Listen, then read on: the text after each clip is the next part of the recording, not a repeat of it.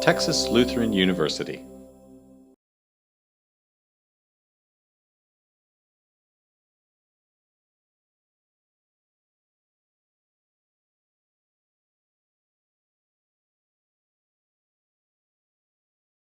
I do want to hurry up and turn this room over to Milee Ray.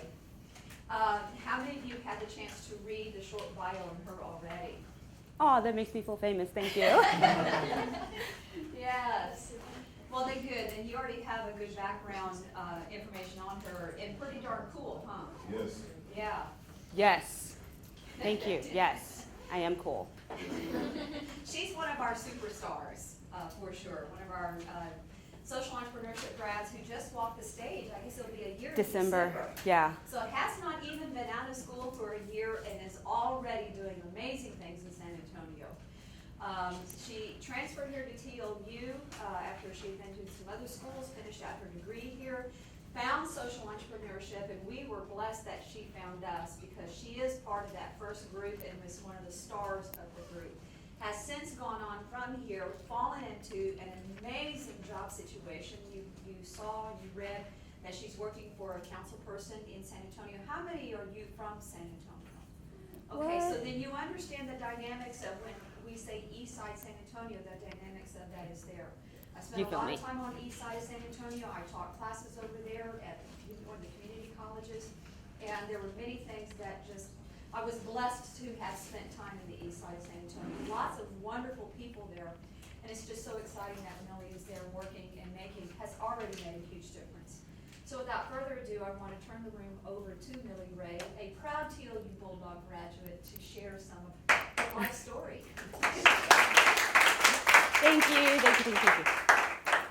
So I know some of y'all have read my bio. I just kind of feel like the best way to start a story is at the beginning. So some of you guys, or the majority of you guys, are like, what, freshmen? So you're 18, 19, right? Fresh out of high school. So I started college 10 years late. I was 28 years old when I started JUCO at St. Philip's. Literally had no clue what I was going to do. I had no clue what I was going to do when I was in high school. The goal was just to graduate high school. So I did that. I kind of did the whole, I'm going to find myself and move to Austin and do all that fun stuff, which amounted to me moving back home and trying to figure out what the heck I wanted to do with my life. So I, on a whim, went to St. Philip's and was just like, I want to do something. I know that the only way to get a good paying job is to have some kind of college experience. So I thought, well, let's start with an associate's degree. Went to St. Philip's, got my associate's degree in event management, which is great because I love planning things. I'm like super duper organized. So if you ever need like your closet or your house organized, hit me up. My last semester there, I was part of Phi Theta Kappa, which I think to date I'm the only Phi Theta Kappa from TLU as well. Yeah, just another checkpoint there. There was a lady named Amber Martinez. She no longer works here, but she worked in the admissions office, and she was at St. Philip's. She's trying to get people to come to TLU, and I was like, honey girl, the one thing I know about TLU is that it's expensive. So the only way I'm going to go there is if I get a scholarship. I don't even know if they still have this scholarship here. It's called the Choice Scholarship, where if you get accepted to A&M or UT, TLU will match your tuition, and that's what happened, which is why I was able to come to TLU. I met Dr. Olson on my first day here, and she was talking to me about social entrepreneurship, and I was like, I don't even know what that is. Literally have no clue. Like, my one thing was, what kind of job can I get with this degree? I don't want to be one of those people that has this great degree from a great school and is working at McDonald's. No shade to anybody who's working at McDonald's. So it was kind of like an evolution because it was so new. Even it was difficult for some of the teachers to explain what the degree is and what you can do with it and how you can make it beneficial for you and the world. So I, like many of you, sat in all of these classes, learned all of this great stuff, and the whole time I was thinking, what am I going to do with this? What am I going to do with this? What do I want to do with this? This is a capstone class? The intro class. So your capstone class, you're going to create your own little venture. I had no clue what I was going to do then either. I'm kind of the person who never knew what the heck I was going to do with my life. I sat back and I thought, what did I need when I was sitting in your shoes? What did I need when I was in high school? I wished I had someone tell me what it's like to go on a job interview, what you should wear when you go to a job interview, how to do a phone interview, how to fill out a resume, what the hell a resume was. So I created my capstone project called Queens of Tomorrow, where I looked at my target audience was women of color in San Antonio, the east side, because I'm from the hood. 78222 has been my zip code my entire life, which is the heart of the east side. So I thought, I want to teach young women what I didn't know at that time. I want to teach them what I know nobody else is teaching them. So I created my capstone, Queens of Tomorrow, never thinking that it was ever going to amount to anything. I kid you not, I created that capstone just so I can get an A in the class and graduate. My second to last semester, during Thanksgiving break, I'm watching the news because I'm kind of a nerd when it comes to news, and I see my council person, Councilman Warrick, on TV talking about wanting to create a mentorship program because a 15-year-old boy was shot and murdered because he was wearing the wrong colors on the wrong side of the tracks in the east side of San Antonio. Who's from San Antonio?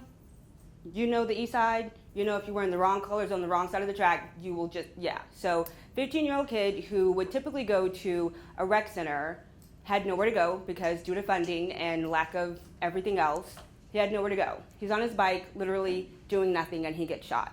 So the councilman said, I want to create a place where these kids can go, so I can say, I can sleep at night saying I'm creating a place where these kids can go. Whether they come or not, that's not up to me. I just want to create a place where they can go. So immediately I'm calling, talking to chief of staff, I want to do this, I want to do this. And he's like, you know, it's an unpaid internship. Like, we're just looking for, you know, somebody to come in and talk to these kids. I don't care. This is something that I know I want to do. So I graduate. I had a wonderful 5.5-week break before Councilman Warrick calls me and says, hey, we want you to come in and interview for this position. I'm thinking it's still for this unpaid internship. Come to find out, the girl who was there prior to me moved on to get her graduate degree. So they were like, not only do we want you to do this internship, but we want you to get on as like a full-time council aide. I had no clue what the hell a council aide was. My first week, well, of course I said yes, because I'm coming out of TLU with a massive amount of debt. And so I'm just like, yeah, any job is better than no job. So I had no clue what I was doing my first week. Again, how Milee doesn't ever know anything. And it was a whirlwind. And a council aide is pretty much somebody who deals with constituent services. When people call in and say, I have a pothole in my street, or, you know, my street sign is old and I want a new one, or people who really just want to call and complain about anything, that's what I do. And the whole time I'm thinking there's got to be more than this.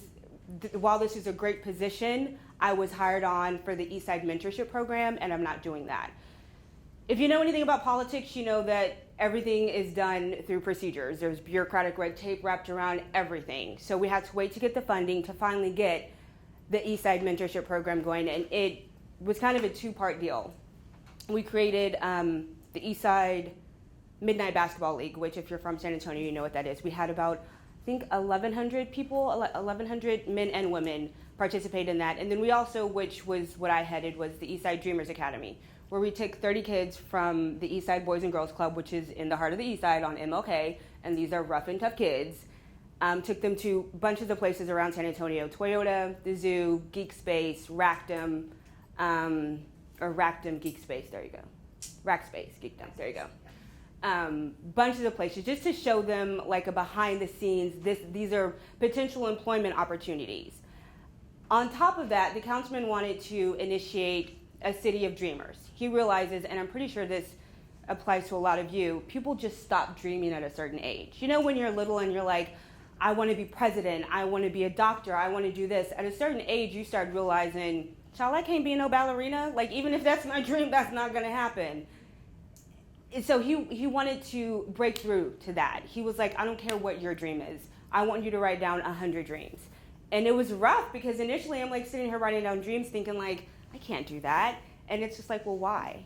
Like, the only person telling me I can't do it is me. And so I failed to bring my journal, but I have like 112 dreams, just random dreams. And a bunch of them actually came true. My first dream was to go see Rihanna VIP, and I did that May 16th, 2016. It was awesome. And a couple of other ones, I wanted to meet the mayor, and the Eastside Dreamers Academy, the very last week was their graduation, and we took them to the Tower of Americas, and they got to meet the mayor. And I had a total fangirl moment because I was just like, this was one of my dreams, to meet the mayor. So the dreaming was difficult with the kids because these are rough and tough kids from 13 to 17 who go to like MLK and Roosevelt who are like, why are you telling me about dreams? I don't have lights in my house. I don't know when I'm gonna eat again. And it was hard, but I loved every moment of it because every day I would go home, I felt like there was at least one kid that I got through to. There were some tough kids, mainly you guys, because the girls loved it. The boys were so rough and tough. It almost made me just want to say, screw it, I'm done. But seeing the progression in them was just amazing. The first week, like I said, the guys were just like, we're going to Toyota for what? I don't care, I'm getting free food. Our very last week, we had an art workshop where I had the older kids work with the younger kids, like the 5 and 6 year olds from the Boys and Girls Club. And there were these 2 guys in particular who, the very first day, they didn't even want to shake my hand. Like I'm going up to them like, hi, Milee Ray, nice to meet you. And they're just like that. And I'm just like, great, lovely, this is gonna be so much fun. And then that very last week when I asked these kids, I'm gonna need some of my dreamers to help assist with the little kids, the first 2 guys. I wanna do that. And I was just like, really? Like, cause you didn't even wanna talk to me on day 1 and now you wanna help with these little babies. Go for it. It was amazing. And I guess the one thing that really stands out to me is had I not jumped on that opportunity, even though I'm thinking in my mind, this is just going to be an unpaid internship. I'm going to come out of TLU with debt up to where, working, doing so much for so little. It was something that I wanted to do that I felt so passionate about, and it evolved to this, where even though every day I'm going into work, listening to people bitch and complain about everything. I mean, my first call literally was this guy who called and says, I'm upset that you guys painted the HEB on MLK in Houston red. What do you want me to do about that? I'm sorry. I'm so sorry. Thank you for calling and letting me know. I'll let the councilman know that you're upset because it's red. Bye.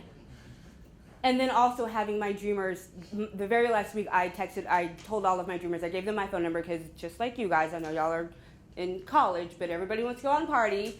And I gave them my phone number. I was like, everybody gets one. If you're out at a party and you don't want to go home because this person's been drinking or you don't want your mom and dad to catch you, call me. I will come pick you up. No questions asked. Everybody gets one. If you call me again and I have to do this, we're going to have a long conversation about why we're repeating the same mistakes. And so I'm thinking none of these kids are going to text me. Their first week of school, my phone was blowing up with texts. Miss Milee, I'm starting school. I'm so scared. What do I do? And just knowing that I've, in some small way, made an impact in their lives is just so amazing. And I guess that's kind of like what social entrepreneurship is. I didn't know that you could do social entrepreneurship in politics. Everybody thinks social entrepreneurship is, you're going to go and create your own little, brand new, nobody ever heard of this before project, but it can be meshed into every business. Like I've worked with people from banks, clearly in politics, all over, just making a difference in other people's lives in the smallest way. I would say that kind of like wraps up what social entrepreneurship is for me anyways. I know it's probably a lot different for you guys, and I would say don't get so stuck on what this person did and what that person did, because that's what I was doing when I was in y'all's shoes. I was thinking every time I would hear a speaker and be like, okay, they did this, I can do that. Okay, they did this, let me do that. And it wasn't what I was passionate about, and I was always so scared that what I was passionate about wouldn't amount to anything, but it amounts to something for me, and that's what matters. So, I know I'm supposed to talk until like 2, but I'm a really fast speaker. Questions, comments, concerns, anything? What was the purpose of Queens of Tomorrow again? Queens of Tomorrow, I'm gonna tell you the story. I'm a woman of fashion, clearly, right?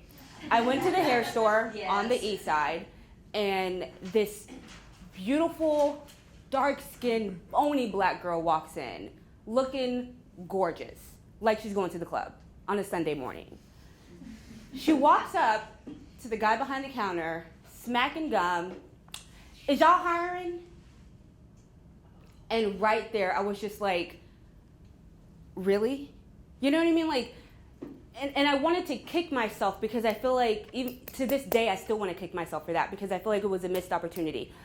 I was so happy that I see this young, beautiful woman of color looking for a job. But I'm thinking in my mind, first of all, who let you leave the house looking like that on a Sunday morning, for starters?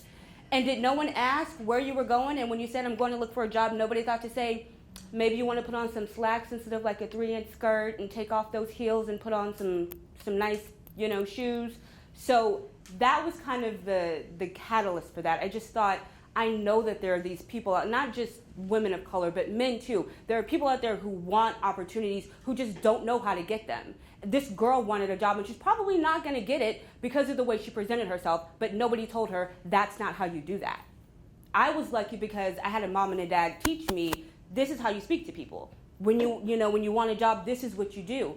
There's a huge demographic of kids who don't have that. I went to school when I was in middle school. Salado, which, Jesus, I'm not going to tell you when I graduated, but would rank between like the top 5 in San Antonio of the most teenage pregnancies. All of my friends, except for me, had kids, either in middle school or in high school. These kids are growing up without the foundations that a lot of us think everybody has. I thought when I was a kid, everybody had a 2-parent household. Everybody got to go everywhere. Everybody got everything they wanted because that's what I got. So I just thought this is the norm. And now, clearly we know that that's not the case. But to answer your question, that was a catalyst. I just knew that there's a huge demographic out there that needs this information. And sometimes it's a bit difficult when you have people of color listening to a non-colored person tell them what they need to do. We're very resistant to, not we, but there's a huge chunk of my demographic that's very resistant to listening to a white man tell them how to go and get a job. You don't know my struggle. You don't know where I'm from, so how are you going to tell me what I need to do? And I'm trying to break through that too, but that's kind of where Queens of Tomorrow came from. And then it just kind of seamlessly got implemented into the Eastside Dreamers Academy. And I see that our very first session, after we took them to Toyota and we brought them back, we talked to them about what are some of your dreams? Where do you see yourself in a year, 3 years, 5 years? And like I said, so many of these kids were so tough. I was anticipating that none of them were even going to open up to this program. And to hear these kids that are cussing me out one day say, I want to be a lawyer, I want to be president. And I'm like, okay, I see you, and I'm going to get you there. That's a good question. Good question. I know there are some other questions. Yeah, I was going to ask that same question. There's that answer. You could just rewind it and listen again. There you go. But, one thing, it's funny when you start dreaming how when those dreams when you start crossing off the list of dreams and you start seeing the evolution of other dreams. So in San Antonio, we have a 10-person council district. There are 10 council members. Out of those 10, only 2 are females, which is a problem. So in looking at all 10 council districts, all 10 chiefs of staff, which you have the council person, and then you have the chief of staff, and then you have deputy chief of staff, council aide, which is me, way at the bottom. All 10 council persons have male chiefs of staff, and all 10 council persons have female secretaries. How many of you females think that's a problem? Why I gotta be answering the phones and not doing the policy? You know what I'm saying?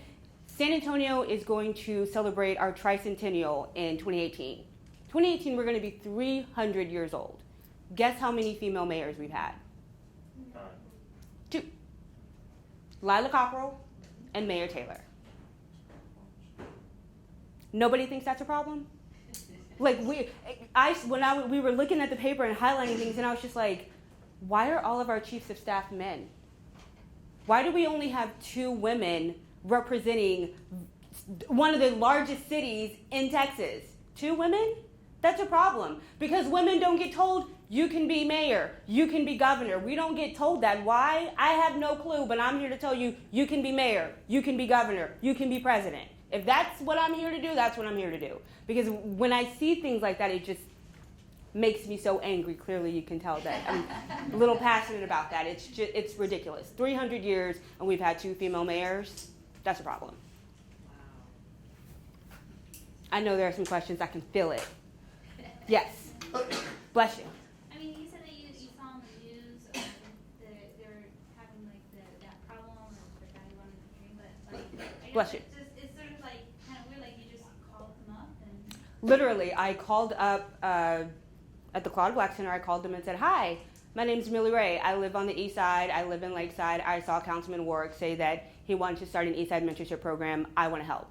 They took down my information. This was like around Thanksgiving.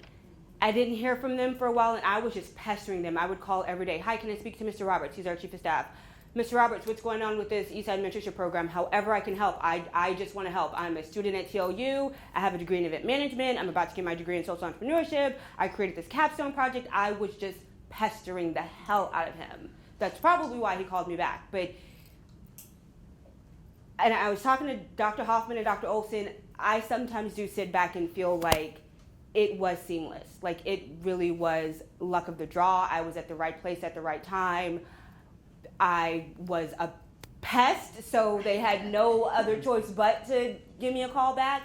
But that's why I always say, take advantage of every opportunity you get. If I would have just been like, "Oh, okay, they're not calling me back, I'm good," where would I be? I have no clue. I have no clue. That's not to say that I would be somewhere better. I could very well be sitting at home flipping burgers. You know what I mean? But I knew somewhere deep down in my gut that that's what I wanted to do and that it would work out, and it did. Corey, that was an interesting question, and I'm curious to know what made you ask that question.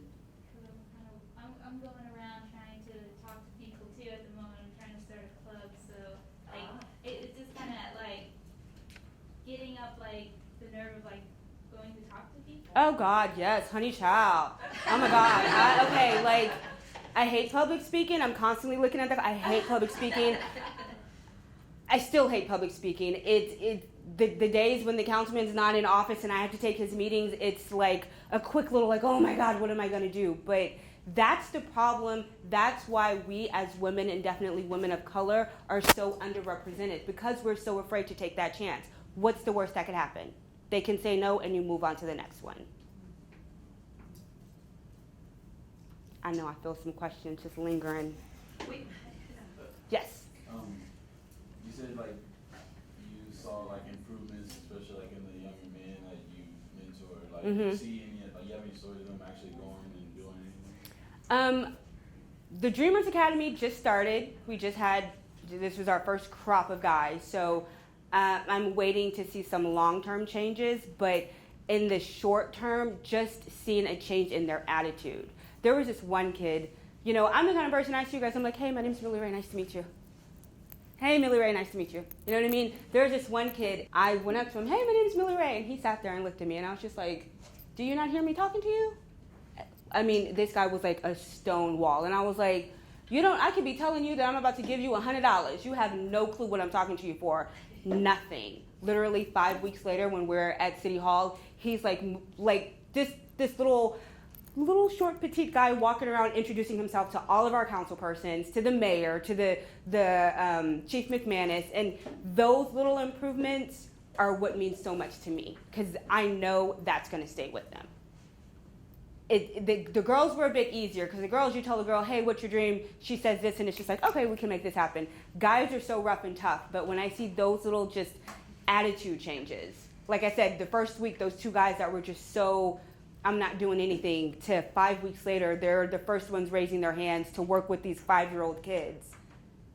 That's the change that I'm okay with seeing those changes. And I know those changes are going to be lasting for them. And for those younger kids that see, he wouldn't even talk to me a week ago, and now he wants to help me like make some wings. Milee, Yes. what do you think happened specifically during that 5-week period? Were there certain exercises you made them do? How did you get them from a point where they won't even respond to you? Well, how did they get to that? I That's worked what in- I'm curious. I worked in tandem with a gentleman named Winslow Swart. You guys can Google him. How do you, is it Winslow Swart, S-W-A-R-T. He's the founder of 1milliondreams.me. He's the one who actually got the councilman on board with the whole dreaming mentorship thing. We did a lot of exercises where we kind of talked to the kids about, okay, you come here. What's your name? Yes, you. Emily, come here. So we did this one exercise where it's about when you face adversity in the world. You're standing here thinking you're going to do everything, and God's like, nope, nope, no, you're going this way, honey child. No, you're going this way, honey child. How do you stay grounded in what you believe and what you know you want to do? So put your arms up here.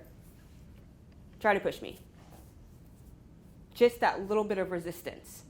All I'm doing is pushing on her elbows, and she can't push me back. And you think that's so simple. Thank you, Emily. You think that's so simple. Winslow did that to us in our staff meeting, and I was just like, okay, fine. We showed those kids that, like, how simple it is to just stand in your truth and stand in what you want. And they were just, it was like wildfire. They were just like, okay, this is what I want to do, and I'm not going to let anybody change that. And it was just like this trail of, okay, everybody else was doing it too. Little things like that I didn't think would be so impactful to those kids, those are what made the changes. And sitting down and not just talking to them about their dreams, but how we're going to make this happen. So many of the kids were like, I want to get a 4.0. Okay, what are you going to do to do that? Well, I don't know, because nobody in my family's ever went to college. Nobody in my family's ever graduated, so I don't know how to get a 4.0. Okay, so then we need to look at getting you a tutor. We need to look at getting you into a study group. We need to look at getting you into this. Little things that, again, I took for granted because I knew they were there and these kids didn't. Just, I think providing a space to talk to them and let them know that their voices are being heard is kind of definitely what helped, for sure. Yes? Doing your job as a woman and then also as a woman of color, how difficult is it to get men to see? Very. Very, very. I work with another female, she's Latina. And I'm so grateful for her because she's been so helpful in educating me on the ways to dress. You know, because I'm the kind of girl, if a guy's gonna show up in slacks, why can't I? You know what I mean? If you're gonna show up in jeans and a t-shirt, why can't I? And she was very helpful on every Monday we have our staff meeting, so we always go in there polished, and I always say, like, Olivia poked up. Does anybody watch Scandal? Olivia poked up, okay? Blazer, heels, like, you have to learn how to play the game. And while it sucks, it absolutely sucks that I have to go in there looking all cute and petite and smiling, yes sir, and all this and that, I know that I'm doing that to make changes. I know that when I do that, my voice is heard. And there are times when you have to, it's a fine line for females when you're being the boss or the itch. I don't care as long as my voice is being heard. And if you're gonna call me an itch for being authoritative, I'm okay with that, because guess what, you're being authoritative too. And if it's okay for you to do it, then it's okay for me to do it. It's hard, but it's a battle that I choose to fight so that the next generation will have a bunch of women on city council instead of just 2. Excellent. Yay. Yes. For the Dreamers Academy, how many kids does it host per year? It's all about funding. Funding, yes. So we had 30 kids from the Eastside Boys and Girls Club. Okay. Hopefully, if the councilman gets reelected, for you who live in San Antonio, please go and vote. If you live on the east side. Hopefully we'll get the funding again and it can just grow. Because right now it was just the kids from the Boys and Girls Club. The goal would be to have a Dreamers Academy at every location that we had the Midnight Basketball League, which was at Copernicus, the Davis Scott YMCA, Walls and YMCA, and the Boys and Girls Club. So we would love to have a Dreamers Academy at every place that there is a Midnight Basketball League. Okay. Also, were there any volunteers during the Dreamers Academy? Or? We called so many people, because I wasn't the only person that called wanting to help out with the Eastside Mentorship Program. And I called a slew of people and let them know, hey, we're starting this Dreamers Academy. If you guys want to help out, meet us here. And 0 people showed up. Oh, Yeah. Seems very distraught. Yeah, it hurt my heart because I was like, it's kind of like showing these kids that nobody wants to help them. you know? And I know that there are people out there who want to, but it's how do you push those people out of bed and say, please come help, you know? Because they're probably sitting there thinking, well, I don't have that much experience, and they're gonna go with someone else. Just try. Literally all I did was pick up the phone and called. And now I have a salaried position with health benefits, and I can move out of my mom and dad's house, you know what I mean? Because I tried. And yeah, it was scary. Yeah, I thought they were gonna do like, child, please, you ain't got no experience. You don't have any experience working with kids. Like, why would we give you this opportunity? But I pestered them and I tried and it worked. I think I saw another hand, somebody. No, really? What? Oh, no, go ahead. Oh, when does the next batch of Dreamers come up? It will probably start next summer. I'm still in communication with the Dreamers this year, and the goal would be to have the Dreamers who just graduated be the volunteers for the next crop of Dreamers, and so on and so forth. But the academy is a 5-week-long, as of now, it's a 5-week-long summer program. So probably next June or July. And the volunteers you said you want the volunteers to have already graduated? Well, we're going to use some of the Dreamers that have already graduated. I would love for them to help, but I would love for outside help to come in as well, especially men of color. Where is this hosted at? It sounds like you want to volunteer. Yeah, I do. You have a volunteer. Yay! Are you from San Antonio? No. Oh. Dallas. Where do you live? Here in Seguin? DeSoto. DeSoto. Oh, my brother's a cop in DeSoto. Okay. Right now we're at the East Side Boys and Girls Club, but if we can move to the other locations, then we would have an academy at the other locations, all on the East Side though. And hopefully it will be something that will be adopted by all of the other council persons, and it will end up being a citywide Dreamers Academy and not just an East Side Dreamers Academy. What is your reaction to just the Eastside Dreamers Academy or the Queens of Tomorrow? Let's give Milee some feedback about what you were thinking about what she's either working on or accomplished. Words of encouragement, anything like that. So let's now spend time talking back to her. I think there are some quite wonderful ideas. Yes, I'm not colored, but I still want you. I still want you. You color, you just like color. That's all right. That's okay. I never truly understood much of people of color, probably because I am white, and that's the big issue in today's society. Mhm. And I think it's a really good thing of what you're doing. I say keep going with it. Thank you. I think your program so far, from what you have said, have made a tremendous impact on kids, especially nowadays. Any encouragement, any friendship, or any family members that constantly have a positive impact or a positive role model onto the kids really lifts the spirit. To me, growing up, I never thought I was going to college, but I had a family supporting past that constantly encouraged me to keep working hard and to continue just saying, hey, try other colleges. And eventually TLU was the only one to offer me something, which I'm very grateful for. Knowing that I am an autistic kid, that I am very different. And so with these programs, even though the kids are different, they have different experiences. I'm hoping so far these programs constantly have a positive impact in your life. So thank you for creating these programs. So. Thank you. That was profound. It really was. It really was. Thank you. I know your program works because from where I'm from, they just created the LCYC, it's Lee County Youth Center, and like we have kids from all over town. Like the parents couldn't watch them for whatever reason, and mainly from like the bad part of town that's there. And the kids would come, and like when it was my first year working there. I was the only first year volunteer, and when they were coming in, they were hard, like you said, like when they first come in and stuff. But over time, after you give them encouragement and things, like you see it on their face, and you see like the changes that you make, and to see that on an even bigger scale in like San Antonio, that like really gives me encouragement to like help. So I like to help with it. Please come. That's a volunteers. Please. Yes. So do y'all have a workshop type thing where you work with the parents of these kids, or you work with older people to help get a job, and that's like that kind of thing? The parents are the hardest demographic to touch.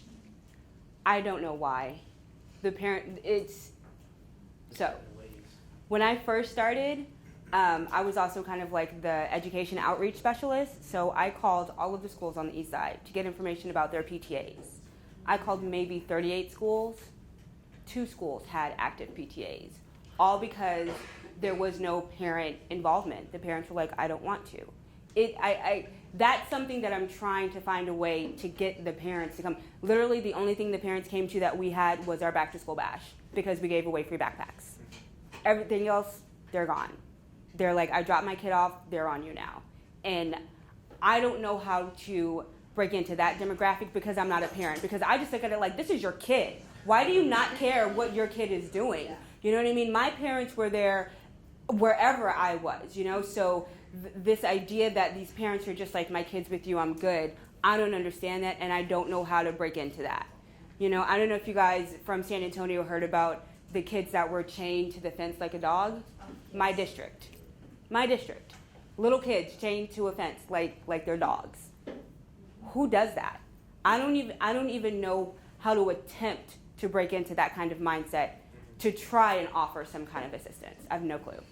We're trying, but I have no clue. If we could find a way, do you think, what kind of impact do you think that would make on those younger kids? That's probably the best way to positively impact these kids. Because like he was saying, he has a support system, whether that's his family support system, his friend support system, his school support system. He had a support system telling him, keep trying, keep trying.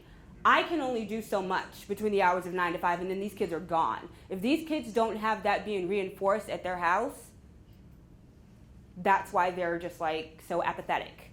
They don't have, they see me up here telling them, yeah, you can do whatever because I'm up here, yada, yada. And they go home to their reality where they have no food, no lights, probably no shelter. How can they think that they can be the next Barack Obama when they're not eating? You know, or when their dad is telling them, child, you can't be nothing, what you talking about? You know, so once we find a way, and I fully believe that we will find a way, because as long as you're trying, you're gonna find your way. We will find a way to reach those parents, and once we do, that's going to be like the huge generational change for these kids. Yes, ma'am. There's something back in my hometown where it's called the Shelter for Kids, and it's kids that live in trouble homes or don't actually have a home they go to. Have you guys thought about doing something over there for the kids that can't get food or can't live in a shelter home? All of that goes back to funding. The one thing that I'm learning about politics, that if anybody wants to get into politics, it's all about bureaucratic red tape. And you have to make sure, even though we think this would be phenomenal, especially on the east side where it's needed, we have 9 other council people who might say, I don't want to spend this money on that. I want to spend this money on developing the north side. I want to spend this money on, you know, creating a new Pearl and not giving back to these kids who need it. Sucks. Yes, to say you're getting a real strong reaction over here. Yeah, it sucks, but it's reality. Because the north side, like, it's all fine. Like, I even live in the north side, but I'm not saying like it's like, or like all the big houses are at. It's just a small little neighborhood. But at the same time, it's just like the east side is where they need all the help, and the council members are pointing all their attention on the north side that don't need that much money anymore when they should spend it all on the east side. Agreed. And I really hope I don't get fired for saying this. We won't share the link of your talk to anybody in San Antonio. It's difficult because they look at what's going to generate the most profit. I'm born and raised on the east side. Like I said, 78222 has been my zip code my entire life. I have seen the change from when the east side was booming when I was a baby. Yeah, there were bad parts that you wouldn't go to, but the houses were filled with people. And now my dad actually drove me by yesterday, and we had a little moment because he was like, I want to show you the house where we used to live, and it's gone. Like it's just a plot of land. Because after a certain while, when these houses are vacant and they're not generating revenue, nobody's paying taxes, nobody's keeping this house up to code, they're just going to come and demolish it. So they're like, why are we going to put money on the east side? Nobody's moving over there. Let's just put all of our money on the north side where people are a lot more affluent. They've got great jobs. Their kids go to great schools. They're going to generate more revenue than we are. We have this huge issue on the east side with this beautiful word called gentrification, where we have an influx of yuppies, white people that I'm okay with. I would rather have, if I live next door to a vacant house or a vacant lot, I would rather have somebody in that house than it be vacant, right? Even if that is a yuppie who's going to be walking his dog and drinking his little green tea, whatever. I'm cool with it. But then you have this other side, this older African American generation who says, I want to keep the East Side black. The East Side is the only thing that black people have in San Antonio. That's great, but so you're telling me that you would rather have a vacant lot where there's going to be God knows what, criminal activity, drug dealings, prostitutions, stray dogs, than a white person living next to you because you don't want white people coming in and taking over your side of town? That's a huge issue that we're having on the East Side, ongoing.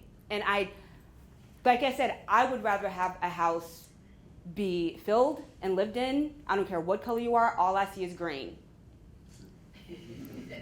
Some people see it differently. And speaking of demographics, how huge is this problem you're speaking of?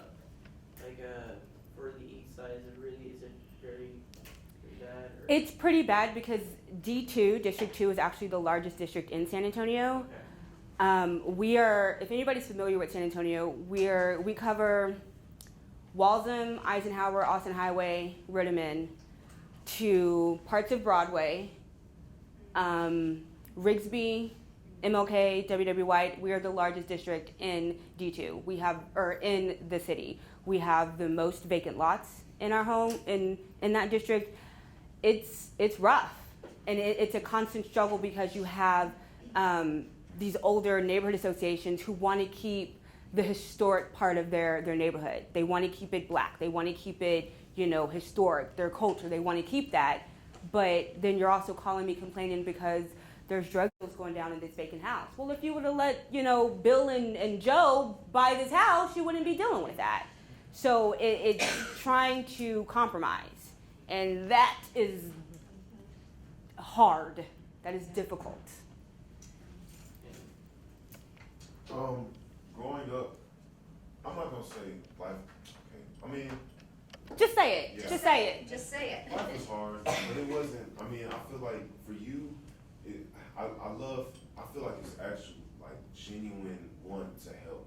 And growing up, I've always like seeked somebody like you, to actually guide me on the right path and help me, go through, the right way, and not just take me for my money, or not just, Yeah, I don't want your money. I don't want your money. What I want is to see you thrive. Exactly, and that's what I see in you a lot, and that's why I really want to help volunteer, because I genuinely want other kids to not have to go through the stuff that I went through, or even I know it's kids out there that went through even harder stuff that I went through, and I want to help them get out of situations like that. So And I really appreciate you. thank you. It's funny how this has been like a lifelong dream of mine. When I was a kid, I wanted to be a psychiatrist. I always said I would just be chilling, making like $500 an hour, listening to somebody tell me all of their problems laying on my couch. And in some ways, that's kind of like what I'm doing. It's always been a dream of mine to just help others in some way, shape, form, or fashion.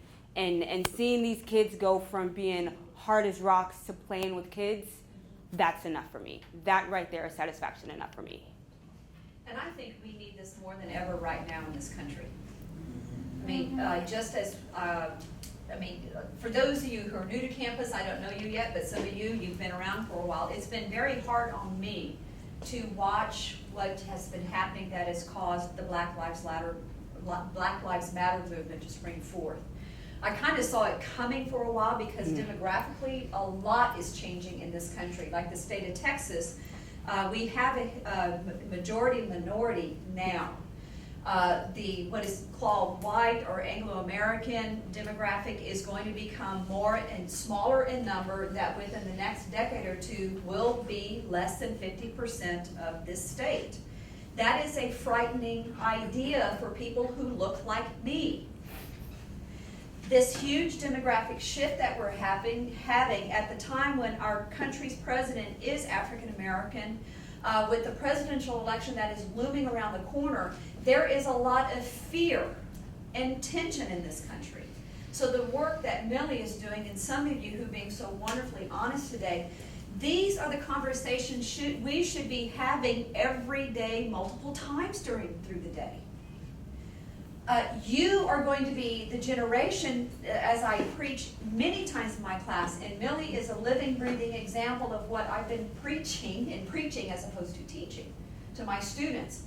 I'm 53 now, and the next 20 years is where a lot of this hard work is going to happen.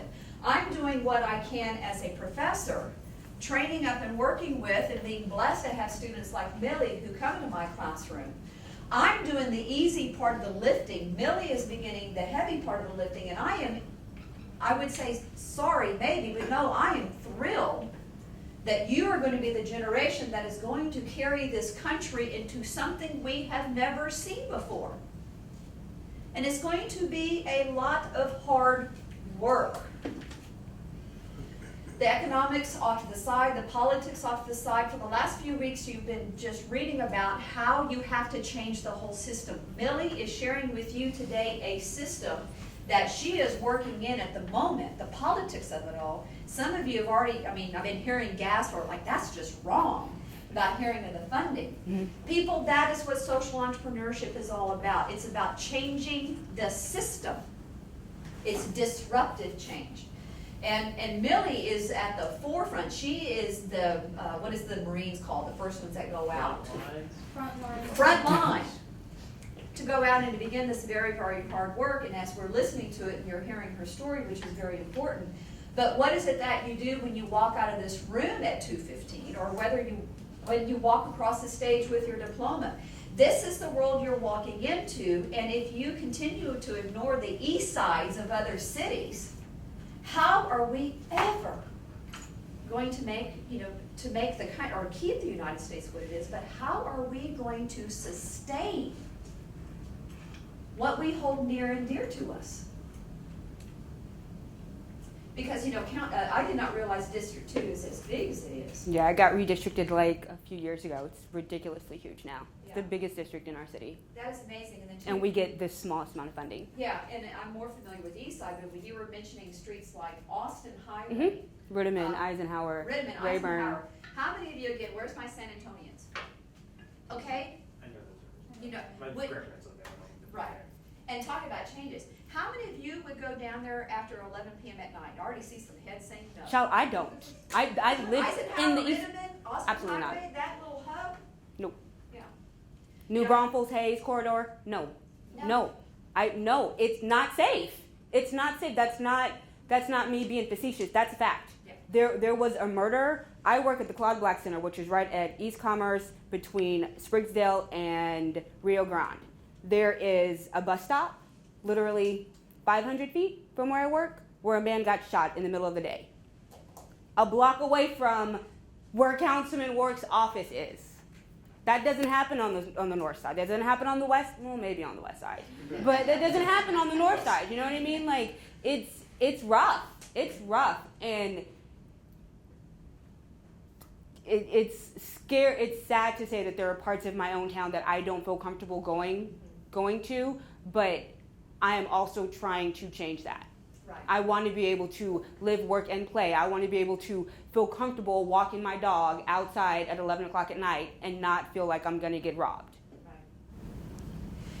Right. And that kind of work, what you're doing, is, to me, it is the hardest work that is facing, I think, this country over the next couple of decades. And I think let me give something encouraging, what I've heard you say multiple times, and we had lunch together before we came over here, and that was the first time I heard you say it, and it's already resonated with some of you because you followed it up with extra questions about those two young men. I don't know about you, but long after you finish today's talk, I'm going to remember those two young nameless men because of what you said. How did they start? What was the word she used to describe them? Rough and hard. And then what happened to them in just 5 weeks? They became wanting to help. They softened up. In 5 weeks. In 5 weeks. 5 weeks. Like, I had no idea. 5 weeks with these kids, and they would change that much. Just giving them a voice, being there to listen and say, "What do you want to do? What's going on in your home life that's making you feel so defensive and so hardened. You know what I mean? And even if you don't want to tell me, then we'll just sit here and draw. And I'm going to let you know if you ever want to scream, shout, yell, I'm here. And if not, I'm here too. How might their lives be different? Let's say Milee Ray never crossed their path this past summer for those 5 weeks. And those 2 young men never got that opportunity to mentor young children. Dead or in Let's jail. roll out 5 years from now. What might their life be like? Dead or in jail. It doesn't take much. Yeah, we're on the streets. I have goosebumps right now just thinking about that small impact. For more information, please visit tlu.edu.